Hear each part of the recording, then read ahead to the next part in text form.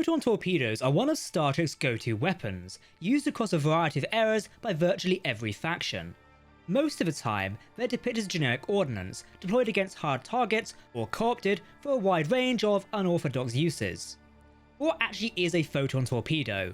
How does it work? And what makes it so reliable in so many situations? In this video, we'll be taking a close look at this quintessential Star Trek weapon and answering all those questions. Hey everyone, I'm Captain Jack and welcome to Trek Central. If you love Star Trek, then hit that subscribe button. By the 24th century, photon torpedoes were ubiquitous, used by virtually all the major Alpha Quadrant factions to supplement their phaser or disruptor banks. Torpedoes were generally used when heavier firepower or added range was needed, or when phasers or disruptors would otherwise not suffice. The basic concept of a photon torpedo had been around for centuries by this point, but photon torpedo technology, specifically, was actually much newer than you might think. While the Klingon Empire had developed photon torpedoes and used them extensively on their ships as far back as the mid-22nd century, humanity was still using a much less powerful spatial torpedoes at that time. Circa 2153, the United Earth developed the photonic torpedo, an antimatter weapon that was essentially a primitive version of a photon torpedo. And during the early years of the Federation, these were the standard torpedoes used aboard Starfleet vessels. According to the Next Generation Technical Manual, Starfleet only developed the first proper photon torpedoes in 2215. These early torpedoes were inefficient and had both a low yield and relatively short range, and they were only suitable for use as defensive weapons. It took decades for these to be refined into the modern Starfleet photon torpedo, which finally began to be deployed in 2271. By the mid-24th century, the design had more or less been perfected, and photon torpedoes had become ubiquitous across Starfleet, as well as in the Klingon fleet and the space forces of other Alpha Quadrant powers. In broad strokes, photon torpedoes were fairly simple. They delivered shaped charges that used matter-antimatter annihilation reactions to unleash destructive pulses of energy by combining deuterium and antideuterium. The warheads of mid-23rd century Starfleet photon torpedoes functioned similarly to implosion-designed nuclear bombs, with reactants stored separately before being driven together to spur detonation. This design had a low rate of annihilation, which seriously limited the torpedo's yield. Modern Starfleet photon warheads instead feature thousands of small magnetized packets of deuterium and antideuterium spread throughout their structure, with the reactants separated by magnetic containment fields until detonation. This allowed annihilation to happen at much higher rates, resulting in a higher yield. The maximum yield for a photon torpedo of this type was around 64 megatons, and a blast from the warhead's detonation almost unleashed enormous amounts of gamma ray photons, which is how the photon torpedo got its name, as was a flood of ion radiation. One of the advantages of photon torpedoes, however, was that they were variable yield weapons, and most of the time, the photon torpedoes fired by Starfleet ships were of a much lower yield. Starfleet photon torpedoes had at least 16 preset power levels, which could easily be adjusted to alter the warhead's yield.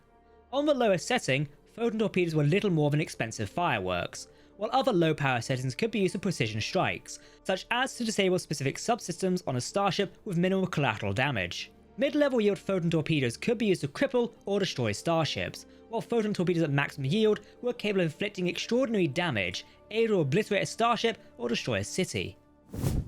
The exact power of photon torpedoes is inconsistent across various Star Trek sources. Generally, yields are measured in isotons by Starfleet, but the term isoton has never been precisely defined, so those measurements tell us very little.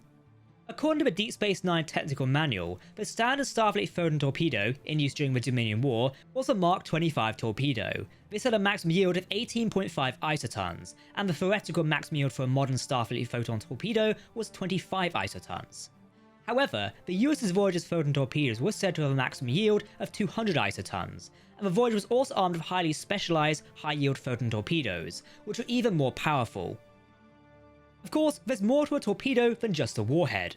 Apart from the warhead itself, Starfleet photon torpedoes consist of low-yield strength shield generators, a guidance system, and a propulsion system, encased in a smooth, elliptical shell made of terrenium.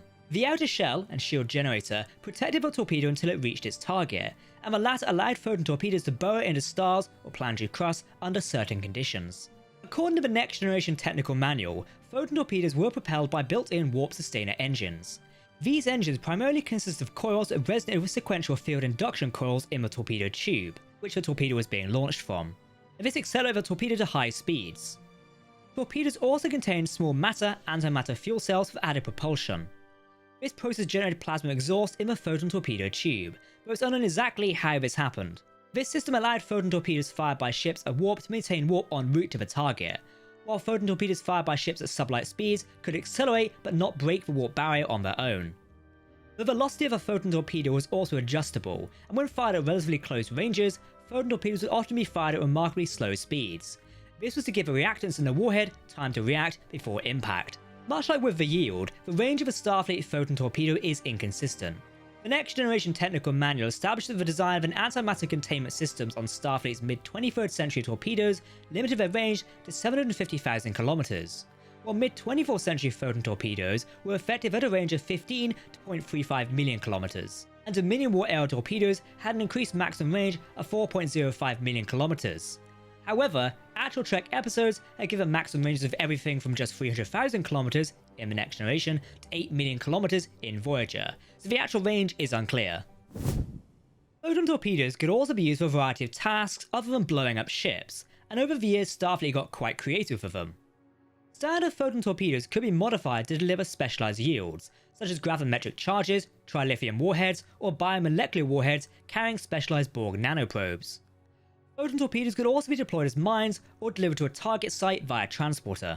Outside of combat scenarios, photon torpedoes could also be used to generate a shockwave to propel a starship out of a decaying low orbit, to generate certain particles, forms of radiation, or reactions when detonated in a dying star, to expose the tachyon signatures of cloaked ships, or even as a light source in dark matter nebula.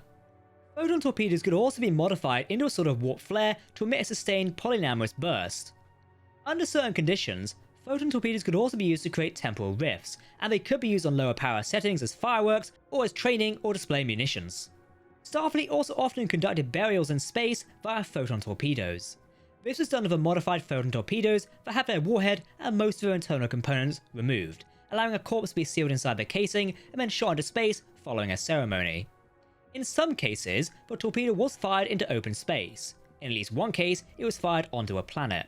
This tradition was unofficial, but by the 24th century, it was fairly widespread amongst ship crews. These varied and creative uses of photon torpedoes underscore one of the most important aspects of Starfleet. No matter how heavily armed its ships were, no matter how many wars it wound up in, it was first and foremost a scientific institution, with its main objective being exploration and discovery, not warfare.